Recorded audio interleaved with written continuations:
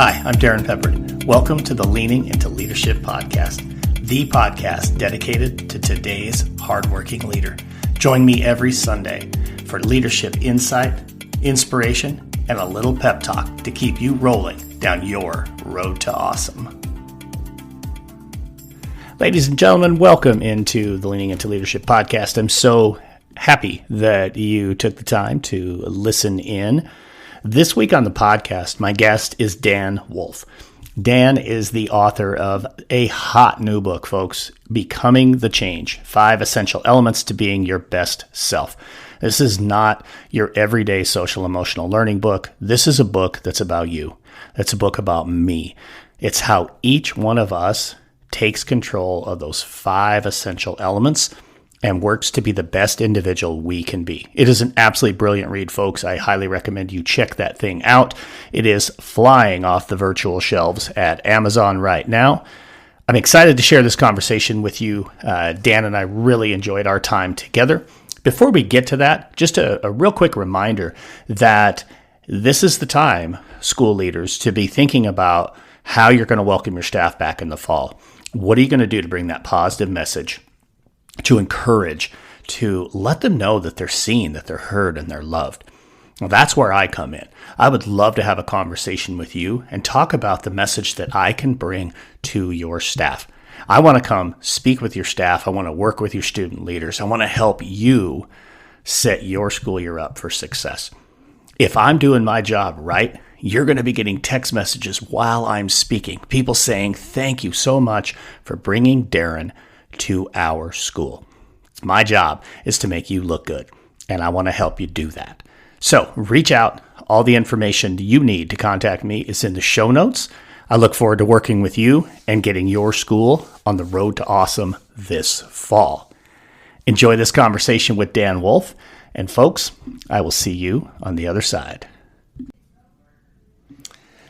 All right, Dan, thank you so much for joining me on the Leaning into Leadership podcast. Man, I'm fired up for this conversation. I hope things are going well for you down there in Florida. I know you guys are done with school, so it's got to be feeling good, right? Oh, yeah, and we're getting ready for the 22-23 school year already. Actually, summer school starts next week, so we still are hitting the ground running. But very happy to be on here. Thank you so much for having me.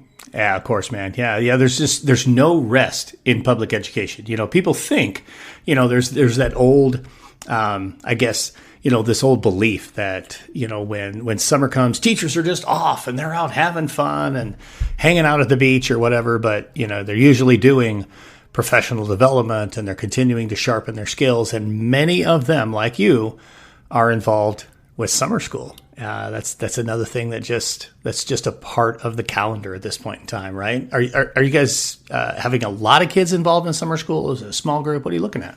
Right now, because we're a Title I school where I'm at right now. So one of the things, our state has a mandatory retention law in place for third grade reading. So if they score a level 1 on our state test, unless they get promoted through good cause, they would be retained if they didn't attend summer school. So we have one class of that, and then being Title I, we're able to choose we had 2 other allocations. We're able to go ahead and have a focus area on math in 4th grade and then also in 3rd grade. So just trying to get them ready for the upcoming school year. It sounds awesome, man. I appreciate that. So for the listeners out there who don't know Dan Wolfe, first, I got to say, come on, where you been? You really need to know Dan Wolfe, and I'm going to give Dan a chance to tell you who Dan Wolfe is. So, elevator pitch, man. Who is Dan Wolfe? Where are you coming from? What are you doing? What are you working on? That kind of thing. Sure. So I have been an educator for more than 20 years. I've held various roles here in Pasco County, Florida. Have been a K-5 classroom teacher, a math instructional coach, school-based. Also a math district curriculum specialist for K-12, where I supported 18 Title I schools. We had regional teams, so I was a part of that with an area superintendent, also like a language arts specialist, different things like that. And we'd go ahead and support. And with that, it was all about relationships. And that was just my area superintendent, he just believed in that servant leadership mindset, and it just stuck with our team. And we just embraced those 18 schools, all Title I, all different needs. But we were one big family. And then from there, I've been an assistant principal, and that's currently what my role is now. I just recently left one school to start at another because they were needing me for my background in social emotional learning, and then also my veteran leadership as an administrator. And most recently, I also got into the Preparing New Principals program within our county, because that's going to be the next step for me when all the signs align, so to speak. So I find that, I find all of that interesting, but I really find the Preparing New Principals program interesting. You had texted me a couple of weeks ago and let me know that this was something that was happening, and obviously I'm excited for you. I think every state, sometimes it's even down to like the district level, that looks at how do I prepare leaders for the next step very differently. Some are complete hands-off, go to your university program or get into an AP role and work your way up. Without going into a lot of detail, what does that Preparing Principals program look like in your county, or is it something that they do consistently across the state of Florida? Well, it's definitely within our county, but it's aligned with the state leadership goals and everything within there. And the first thing is you have to first get accepted into the Preparing New Principals. So what I first had to go ahead and do was write to a couple of the leadership standards that we have within our state and give examples of my leadership skills in those different areas, because you have to at least be an assistant principal for a minimum of 3 years. So once you pass this part, and you then go to the interview round, where you actually have several different phases within there. The first is a group task, where you're paired up with other assistant principals from, like, since I'm in elementary, it was a middle school and a high school assistant principal. We were given a task where we had to collaborate on that and problem solve and create a presentation, probably in the span of, I'd say, maybe 30 minutes, and then present it in front of a panel of elementary, middle, and high school principals. And so we had that as one part of the task. And then there was also our own individual presentation, where we had to, and I had just, like I said earlier, I just had moved to another school. So my focus had to be on something for the 22-23 school year. So kind of felt like I was back in college, because I had to cram real quick to learn about the history of the school I was currently at, and be able to look at their data and everything and develop a plan. And that was around PBIS, and focusing around those positive behavioral supports within the school for the upcoming year. So I had that presentation, and then they even asked me questions about that, and then just general leadership questions. And one that stood out in my mind was, well, Dan, you've been an assistant principal for about 11 years now. Why now? Why is it that you want to do this now? I said, well, people have always wanted me to. They'd always say, Dan, I would follow you anywhere when you have your own school or whatever else. And which I was always very flattered by. But like I told them, I said, it all came down to me, and I had to be ready. And I am ready now, based on what I've been able to experience. And that's why I'm ready for that next chapter in my educational career. And then the last part they had, and this is, as administrators, we get tons of emails. So it was the email task, where they gave us like 25 different emails of different varying tasks, and you had to basically rank in order of importance in a certain amount of time which ones you would address first, and then be able to go ahead and say what you would do to go ahead and problem solve as a brand new principal. So all that was encompassed, and then about a week or so later, I received the call that I made it into the program, which is like a year-long program, where I'll have my area superintendent, my principal, a mentor principal, that will kind of hone things in for my project that I'm working on for this year with the PBIS. And we'll go from there, and we'll see what happens. It sounds like a really intensive program, which is good. I can tell you, having been a first-year principal myself at a point in time, and actually been a first-year superintendent at a point in time, Until you get into the role, it's like, you can say you're ready and then you got to go do it. And it sounds like, at least in this particular case, your county and the state of Florida are making some really intentional steps to help you be as prepared as possible. That first year, and again, I can base that on, the people that I coach, the different principals out there that I'm coaching, but then also, most importantly, my own experience. Man, that first year as a principal, I was an assistant principal in the same building, and I moved down the hallway. Holy cow, man. It was 40 feet. It might as well have been 400 miles, because the difference in the role and the responsibilities, and even just the way people addressed me, or, conversations with parents were completely different. As an AP, I felt like I got questioned all the time. And as a principal, it was like, oh, well, hey, the principal said this, so okay, it's okay. And not always, but considerably more. There is a lot to taking that role, whether it's high school, elementary, or middle school. So I think it's awesome that Florida is putting in the effort, and your county is putting in the effort to invest in their leaders, because, man, I don't know what you guys are seeing, but I see it across the country that there's so much turnover in leadership, and there's not a lot of people ready to backfill that. So investing in leaders is huge right now. Absolutely. And I think with all the experiences that I've had, I'm able to look at it through the lens of whoever I'm supporting, because having been a classroom teacher, having been an instructional coach, and then, when I become a principal, having been an AP, I've been in all those different roles, and I can look at it through their perspective. And that's something that I really have prided myself in as a leader. I actually, before I left my previous school to be at my new school now, Sunray Elementary, I had one of the teachers give me a small little gift. It was of a magnifying glass.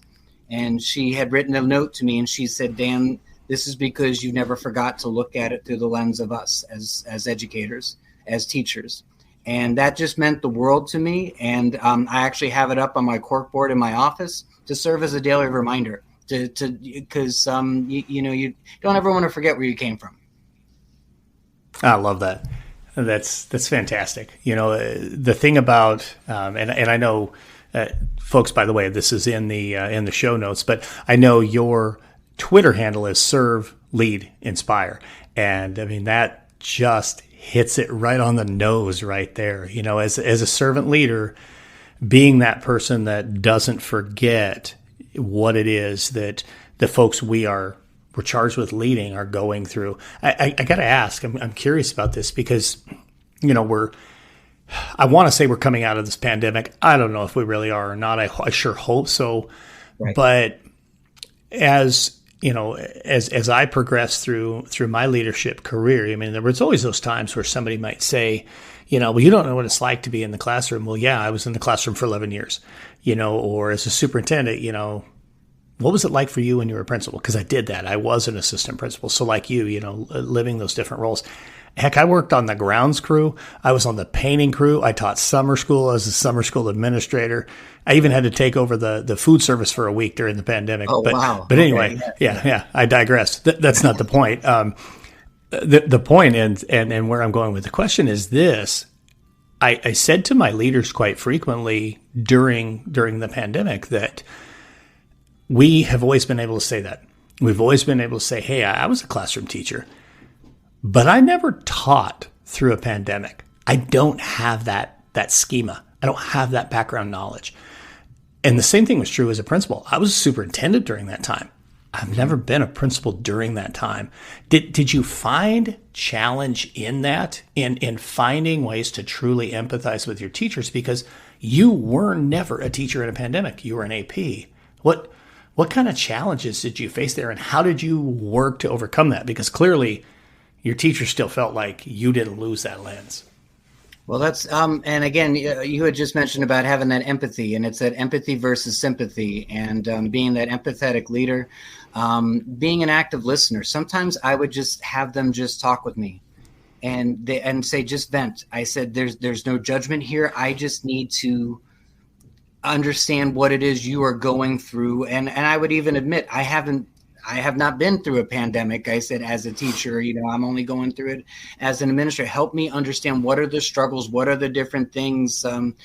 I would just basically tell them that I am on the front lines along with you. I said, I will help you the best way possible. I just need to know where you need me to be, because I will stand right beside you and be able to, if it was technology issues, and again, I've been in Title I schools my whole life. So even just being able to get on the phone with the parents who couldn't connect at home and walking them through. And I mean, I am not the most techie person in the world, but I had to be. And I had to be out of my comfort zone, just like our teachers were, and be able to be vulnerable. And I mean, I think that's where, when you're vulnerable, you're authentic, and you really, and if I didn't know something, I would let them know. I don't know, but I'm going to find out. And I was okay doing that, because you're not going to be the expert on everything. And I just tried to remember to continue to give them encouragement, positive messages, even during the pandemic and everything.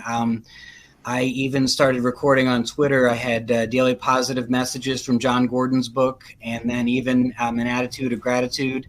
And it even, I posted it on Twitter, things like that, just to try to, continue to, I guess they always say for leaders, we should try to be the light. So I tried to do that for my staff. And then what had happened is it even affected other my coworkers of other administrators that happened to follow me on Twitter or whatever. And they said, are you going to continue to do this during the summer and everything? And I said, absolutely. I said, if it's inspiring somebody, that's all that matters to me in regards to it. So I just think it's just continuing to evolve in that support, and just and ask them for that feedback, because administrators will ask for feedback, but then they don't necessarily want it.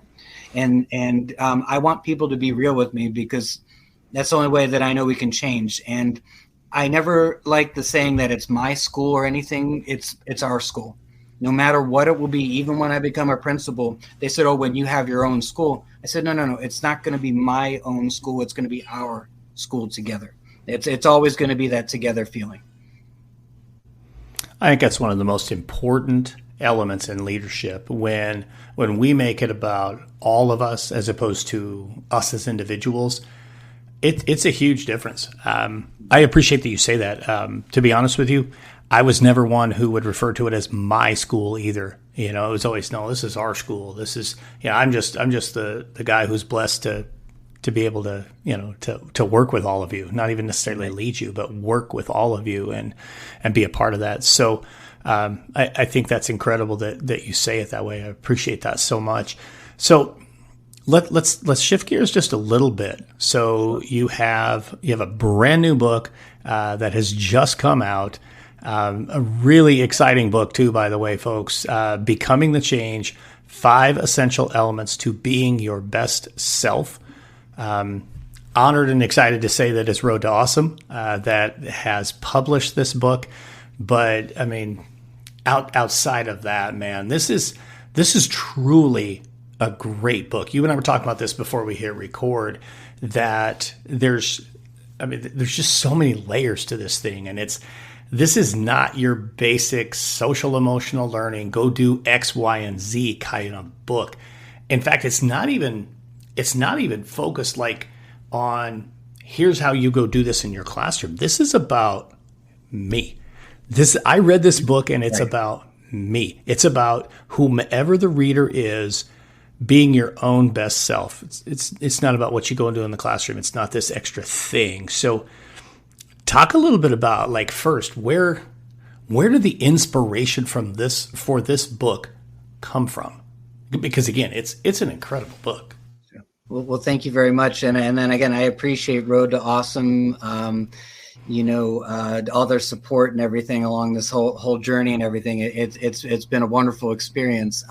So everything, essentially, a few years ago, and within our county, we wanted to have a focus on social emotional learning, or, as you know, with education, we have a million acronyms. It's called SEL. So within that, I was on a district committee where we were creating standards K-12 around those 5 elements or competencies of self-awareness, self-management, social awareness, relationship skills, and responsible decision-making. And I was just going ahead, and I was sitting in there, in one of the meetings as we were problem solving some of the things, and what had come to my mind was I'm a big quote person. And again, you'll definitely see that throughout the book. Definitely, you can never have too many quotes. But and one Never. of them, right, and one of them was dealing with Michelle Obama. That she had said something that I've learned, that as long as I hold fast to my beliefs and values and follow my own moral compass, then the only expectations I need to live up to are my own. And when I saw that same morning and I was in this meeting, it just connected with those 5 areas. I thought of a compass, the visual of that, self-awareness at the epicenter of that compass, and then the 4 cardinal directions of, those other areas. And then even within that, I said, well, how can I best try to, inspire others? Well, I decided to do a daily blog. It was also called Our Moral Compass within there, where I take a famous quote, I analyze it based on what it means to me, and then relate it to one of the 5 areas, or the moral compass. And what's great about that is what it means to us today could mean something totally different for us 5 years from now, 10 years from now, because we've continued to evolve and everything. And then from there, it led into a podcast where I just recorded my writings and everything, just for the audience, whoever would listen. Again, as long as it inspired somebody, that's all that mattered. And then the pandemic hit. And then I said, it looks like I have some more time on my hands, when I'm not engaged in school and everything. So I said, I think I'd love to put together a book.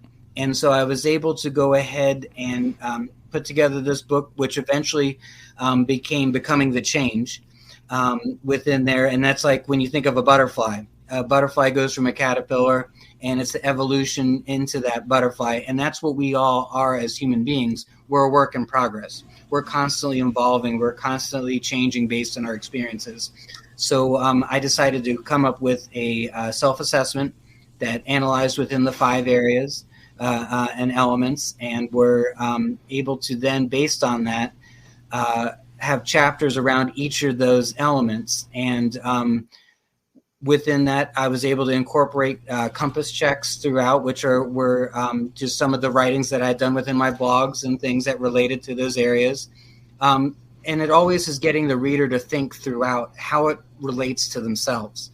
And at the end of each chapter, if you remember those choose your own adventure books from the 70s, 80s, and 90s, mm-hmm. Where you chose one way, it was going to be a dragon, and another way it was going to, save the princess or whatever else it might be. Well, there's no dragons in my book or anything like that, but this would go ahead and lets the reader, it's their life, it's their own road, it's their own pathway, and they get to choose what best fits their needs. So if they, based on the results, let's say they're really strong in self-awareness and they want to continue to grow in that area, they could choose that pathway.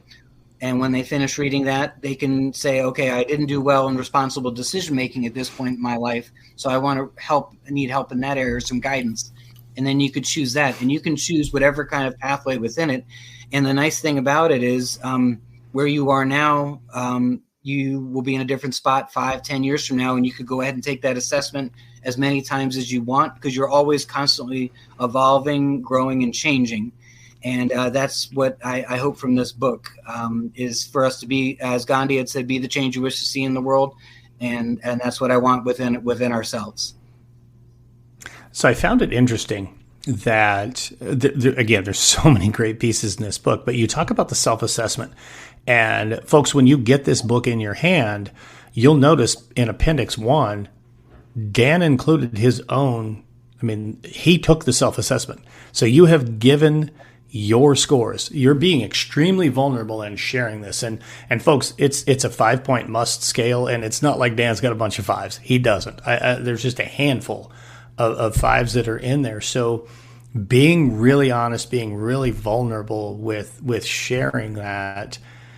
What are you hoping with this book now that it's out there, now that it's in the hands of people and people are listening to this, and I hope like crazy they're running to Amazon and ordering this book because they need this thing in their hands. This, to me, this is like the marriage of social emotional learning and self-care. You know, these two terms that we've used really, really heavily, but it just turns it internally and just lets you reflect, on those 5 areas. So what is it that you hope your readers are getting from this or gaining from this book? Well, I really hope first and foremost that they realize that our greatest wealth is our own mental health. And again, in order for us we use that the oxygen mask example many times in education about making sure when you're on the airplane or whatever, you make sure you want to help others, but you got to help yourself first and put that oxygen mask on yourself before you can help others. And that's really what I want for the readers to be able to take away from this book, is to be able to use the strategies and different things that are within it to be their best self, whether they're a leader of a school. And all 5 of these elements connect to one another. They all, and sometimes you're going to lean on, you might be leaning on responsible decision making more than you are self-management or whatever. It just depends on the situations, because again, the situation will always be the situation, but the only person you can control is yourself. So it's not even just for the workplace; it's for home. You want to be that consistency at home as well. Be present and in the moment. Be socially aware of your family and when they need you, and your love and support. It's all those different facets rolled into one. That's what I hope that they get out of that, and they can refer to it as many times throughout their lives. And again, because we're always learning, we're always growing. Even when you change roles, from I'm going from an AP to a principal, when I take this as a principal, my answers could be totally different based on the experiences that I would be currently going through. So take me into, I know right now it's the summertime and you'll go into summer school, but take me into, there's no such thing as an average day for an administrator, but take me into an average day and utilizing these 5 areas. What are you doing as a leader with these 5 areas? How do you leverage them to support those people you're leading, those incredible teachers and secretaries and cafeteria workers and bus drivers, and of course those amazing kids that you get to work with each and every day? What are you doing to utilize those and leverage those?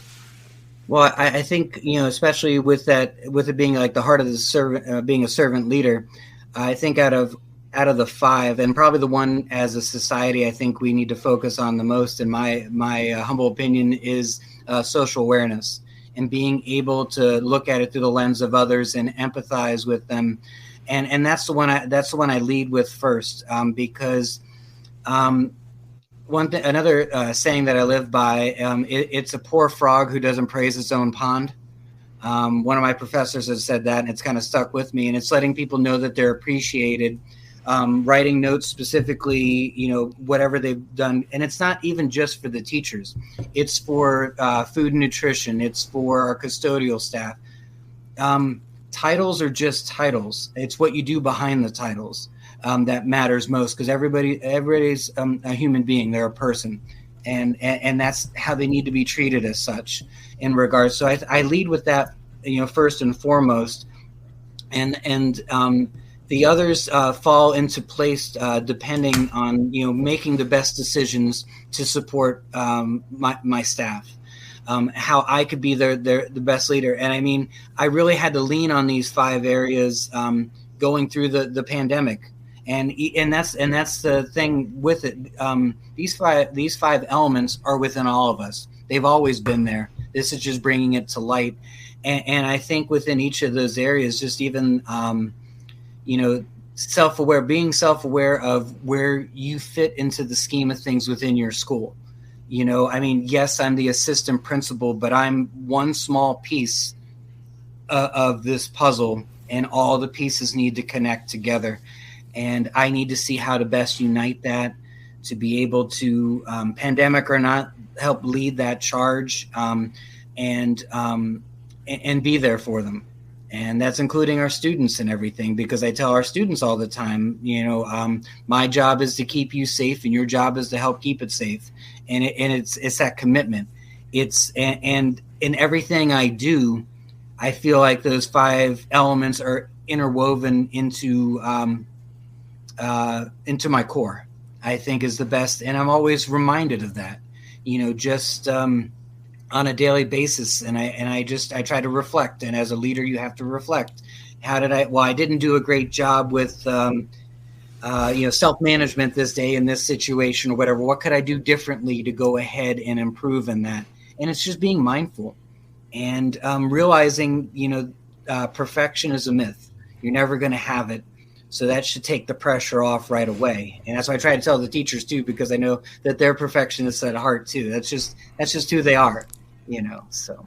Yeah. Oh, 100%, man. Yeah. That's one of the biggest challenges, I think, in our profession is, number one, we always want to pour into somebody else. And number two, we always want things to be perfect. I was on a call with a client yesterday, and I remember telling her that, you're going to make 10,000 decisions a day as a school leader, and you might make 3 not so good decisions. Don't beat yourself up over 3 that don't go well when you did 9,997 really well. Focus on the good. We really struggle with that. And, it's interesting. You're talking about, focusing now on PBIS in this new school that you're in. And you and I we were talking about this before we came on and hit the record button. But it really comes back to what it is that we're looking for, right? I mean, if we're going to focus on those couple of things that didn't go right, whether it's us or one of our students or one of our own children or cars in traffic or whatever, right, you can always find negatives. But you got to pour yourself really into those positives, right? And look for the great things that are happening around you. Because I'm sure the school you were in, yeah, they brought you there. Hey, let's turn some things around. But I'll bet you there's a lot of really good things happening there, right? Absolutely. And I mean, and that's, where you need to celebrate. You need to celebrate those wins. And, I've always been a person that's lived my life as half glass full. That's just how I am in regards to it. And then just seeing what those positives, I mean, even when I was in the classroom and my kids would, if one of the kids was upset because they missed a certain amount of questions on an assignment, I said, but look at how many you got right. I said, you didn't know that beforehand. So it's just and then that's what I want to be able to do with the new school I'm at too, is finding those positives. And then like I told them today in one of our meetings, intentional planning leads to intentional student outcomes. Whatever we lay down ahead of us is going to, our students will be reaping those rewards years down the line. And that we just have to always be mindful of that. Things are not always our best laid plans are not always going to go the way we may have wanted to, but then we learn from it. We go ahead and readjust. It's much like, that's why like Bill Belichick and them have 20 plays, 20 offensive plays to start off a game to see what works, what doesn't. As educators, we need to have that same kind of mindset. We're going to have 20 different educational plays of what we're going to be able to go ahead and do, and see what things are working and and we just adjust. And that's just how we grow. Because again, we're expecting a lot of these same things out of our kids, to be vulnerable and things like that. But we need to listen to ourselves more and take that advice for what it's worth, for when we're doing things for them. Man, you could have gone anybody but Belichick, man. I tell you what. I know this is not a sports podcast, but come on. Okay, all right. Okay. Yes, I don't know if I saved myself there. So, man, all right, okay. And I did not know you were a Bronco fan. And I didn't ask you or pay you to say that, but of course I am a huge Bronco fan, and yes. But Belichick's probably the right example there. He really is. I want to come back to something you just said, and folks. Every episode, we have guests dropping incredible leadership gold nuggets. Dan just dropped one. If you didn't pick it up, holy cow, hit record or actually just listen to what I'm going to say, because I'm going to say it again for him. Intentional planning leads to intentional student outcomes. Bam. That is huge right there. Intentional planning leads to intentional student outcomes. How long has it taken for you? Because that just rolled off your tongue like it was nothing. So it's clearly something that is part of your vernacular that your teachers are used to hearing. How long did it take you to be comfortable with something like that? How do you get to that point? Because that's like a master class right there in school leadership. Definitely a lot of trial and error too. I found out what didn't work, and then I think really just through various experiences and just knowing when a change needed to happen, and it could be in any school, but I know definitely within the Title I schools, any of that I've been at, it's always that felt need to be able to be proactive versus being reactive. And that's where actually that intentional planning came from is, when you're proactive with your thinking, you've got to be thinking 6 months ahead of where you want to be. Where do you see yourselves? What's the benchmarks going to be of, to show you're on the right path of whatever you're trying to change, whether it's improving school culture or it's, test scores or whatever it might be. And it's just, and with that intentional planning, it's not a one person show. It is a team effort. When I refer to it as intentional planning, it's not just my planning. It's our entire school's planning. All of us, from teachers, instructional assistants, office staff, they're all part of that schema. To helping give the type of education that we want our kids to have. And it's been through all the different experiences, been through the people that have mentored me. I mentioned the area superintendent that I had before, and he just laid a lot of those foundations within the 18 schools. We had 18 Title I schools, but there were 18 different Title I. There's no Title I schools that's exactly the same. And we had to adapt and adjust and being able to go ahead and try this. That didn't work. And some of the schools that we supported were in trouble. I say trouble in quotes with the state, as far as because of test grades and things. So we really had to be intentional with that planning. We really had to, put that seatbelt on tight and strap ourselves in to make sure, because it was going to be a bumpy ride to get us to where we needed to go. But again, it's just through time and effort and the experiences, and you have that much more support and from the people you work alongside with when they know your intentionality is there and you have a vision. I love it. That's extremely, extremely well said. There were some more gold nuggets in there too, folks. So again, you missed them, hit rewind. So Dan, last question. Same last question for everybody on the podcast. This is the Leaning Into Leadership podcast. Man, outside of all the incredible stuff you've already put out there, how are you leaning into leadership right now? Well, I think for me, and I think with the leaning into leadership, I'm actually also embracing it, embracing the type of leader that I'm becoming. I'm still a work in progress, but I feel like I'm embracing my destiny at the same time. I'm continuing to hone my skills by living my mantra of serving, leading, and inspiring. Serve, lead, and inspire, and that's through the content I'm able to go ahead and produce out there with my blog and podcast. But then even what I'm able to do alongside my teachers. And learning right along with them, attending trainings that they're attending this summer, being that active learner. It's not like we set up the trainings and we go away and plan for something else. We're right there next to them every step of the way, because if they see my commitment, they're going to be that much more committed to the process, because it's all one team. And it's just trying to embody those 5 essential elements that are within my book each and every day. That's how I'm embracing the leadership. And just as we're evolving as human beings, I'm still evolving as a leader. I'm still not done yet. I still got a lot to do. I love it, man. This was a great conversation. Dan, I appreciate so much having you here on the Leaning Into Leadership podcast. Again, folks, the book is out. You don't want to miss this thing. Becoming the Change, 5 Essential Elements to Being Your Best Self. Grab it on Amazon. Dan, Thank you so much for being on the podcast, buddy. It was great to see you. Thank you for the conversation. All right. Thanks so much, Darrin. Take care. Man, that was just a fantastic conversation.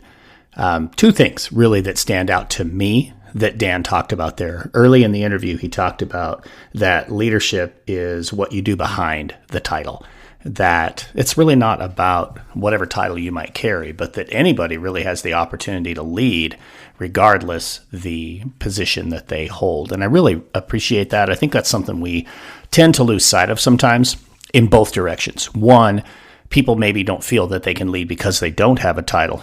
And then sometimes people who have a title fail to lead simply because they think they have a title. People are going to do what they tell them to do, or that they get to decide all of these different things, when in reality, leadership is about bringing people together. It's about supporting people and about moving towards that common good. I really appreciated that piece.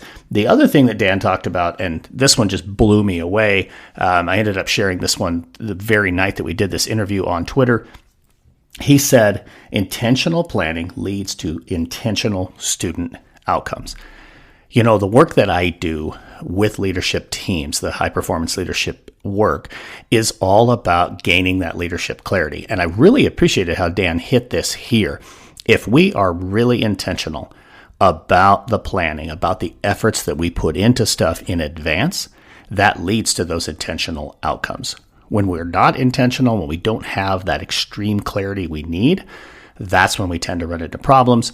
That's when we get ourselves partway down through the school year and we look back and we're like, man, why are we not progressing the way we want to progress? Well, here's why. Because we failed to be intentional from the beginning. I love that phrase. Again, I think it's so important. I'm going to say it one more time. Intentional planning leads to intentional student outcomes. Thank you, Dan Wolfe, for being on the Leading into Leadership podcast. And now it's time for a pep talk. So earlier this week, I dropped a blog post. And in that particular blog post, I talked about the adult bully. You know, this has become such a prevalent part of our society, and I don't have the ability to change it. None of us really do. But all we can do is focus on our individual self. I think this is really timely, especially with Dan's book, Becoming the Change, 5 Essential Elements to Being Your Best Self. We can only focus on what we can control, and that's ourself. So my challenge for you this week is to just simply do that. Let go of the things you can't control and focus on the things you can, which is yourself, your positive outlook on life, and your ability to make a difference in the life of others. I hope you have a road to awesome week. Thank you for tuning in to the Leaning into Leadership podcast. Have a wonderful week. Thank you for listening to the Leaning into Leadership podcast, brought to you by Road to Awesome. Don't forget, click subscribe, give a review, and share this with somebody who might also enjoy leaning into leadership.